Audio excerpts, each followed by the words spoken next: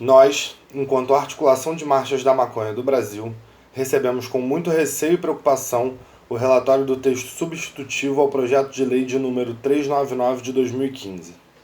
Pontuamos inicialmente o consenso sobre a necessidade da regulamentação da maconha para fins medicinais, demanda urgente de milhares de pacientes e com potencial de beneficiar milhões de brasileiros na busca por saúde e qualidade de vida. Além disso, visualizamos a imprescindibilidade da descriminalização e legalização da maconha no país, entendendo, sobretudo, seu inquestionável valor terapêutico e o fracasso da política proibicionista de guerra às drogas, que, diariamente, aumenta a superpopulação carcerária e tira a vida de diversas pessoas inocentes, provocando um genocídio anual que atinge principalmente as populações mais vulnerabilizadas de nossa sociedade. Porém, mesmo entendendo a necessidade e a urgência do avanço do processo regulatório da maconha no Brasil, observamos que o procedimento legislativo deve compreender a trajetória e o acúmulo de construções em torno do assunto. Nesse sentido, observamos que a origem da luta pela regulamentação da maconha se deu, especialmente, através de movimentos sociais organizados e dos próprios pacientes, principalmente as mães. Essa gênese é a principal responsável pela evolução do pensamento científico e social em torno da utilização da maconha como instrumento terapêutico, não podendo, portanto, ser desconsiderada em uma eventual regulamentação dessa planta no país. Nós não marchamos somente para fumar. E compreendemos ainda que toda e qualquer forma de regulamentação acerca do ciclo econômico da maconha deve ser orientada pelos objetivos da República, incuspidos no artigo 3º da nossa Constituição.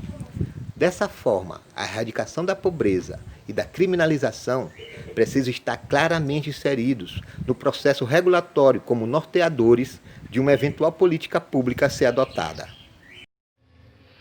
Entretanto, ao analisarmos com cuidado o substitutivo apresentado, observamos logo de início a exclusividade de pesquisa, armazenagem, transporte, produção, industrialização, comercialização, importação e exportação de produtos à base da planta apenas para as pessoas jurídicas.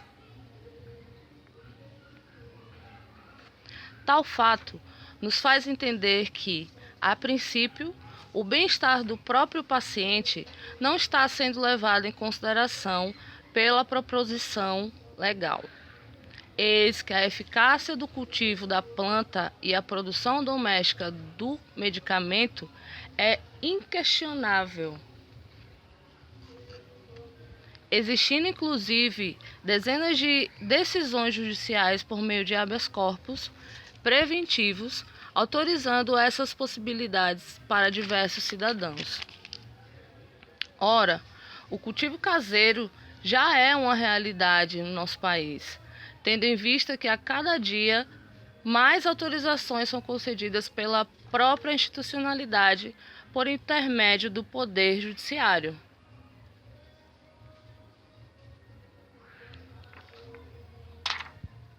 Desta forma, é inadmissível qualquer projeto de lei que não contemple a possibilidade do cultivo e produção doméstica de remédios e medicamentos derivados da maconha.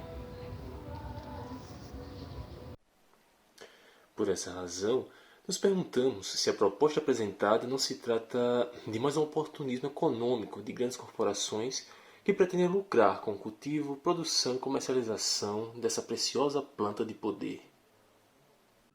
Além do mais, outro fato que nos preocupa demasiadamente são as previsões genéricas quanto aos critérios para a concessão da autorização de cultivo, produção e venda da maconha, pois ao delegar esses pormenores aos órgãos responsáveis, há um justo receio de que esses critérios sejam extremamente restritivos e, portanto, caros, limitando a pequenos setores que possuem uma capacidade grande de investimento a inserção legal nesse mercado.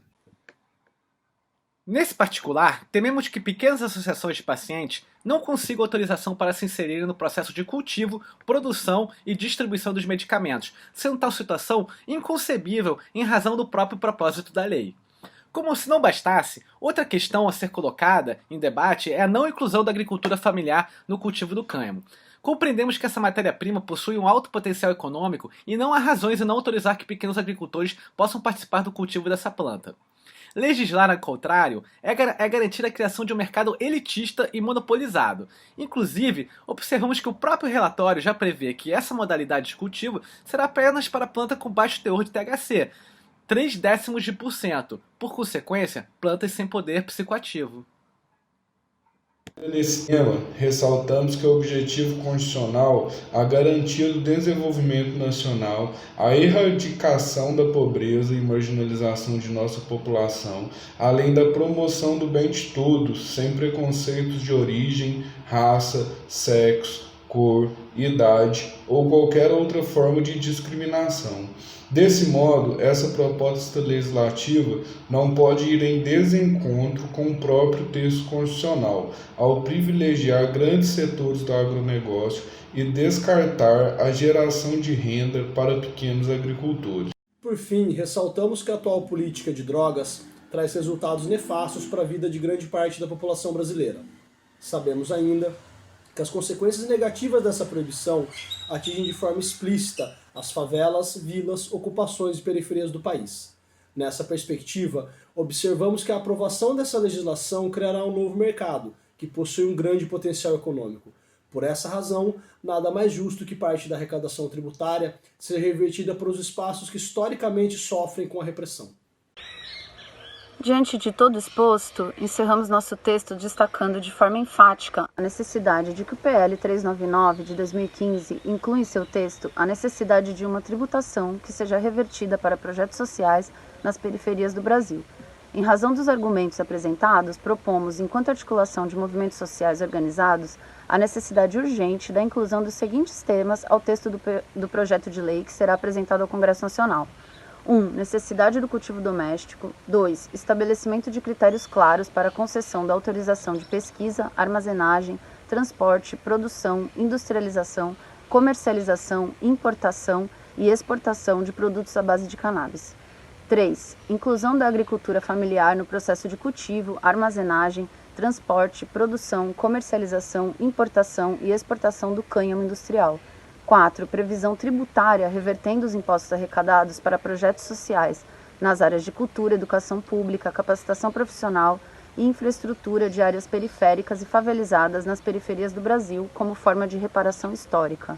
5. Critérios claros e transparência na definição de preços de venda ao SUS. 6. Oportunidade de emprego nas indústrias para egressos do sistema prisional.